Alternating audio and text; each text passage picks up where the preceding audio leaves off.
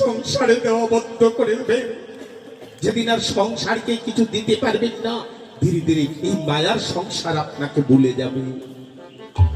একটি সেকেন্ডের জন্য তারা মনে রাখবে না। এই সংসারকে যতদিন দিতে পারবেন, সংসার আপনাকে ভালোবাসবে।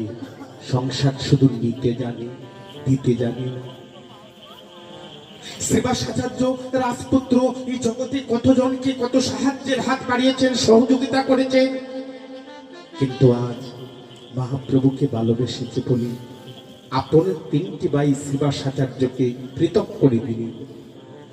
কাঁদছেন, হেমা কাঁদছেন। কিরে, যার জন্য প্রাণ ফিরে পেলাম, আজ তাকে ভালোবাসতে গিয়ে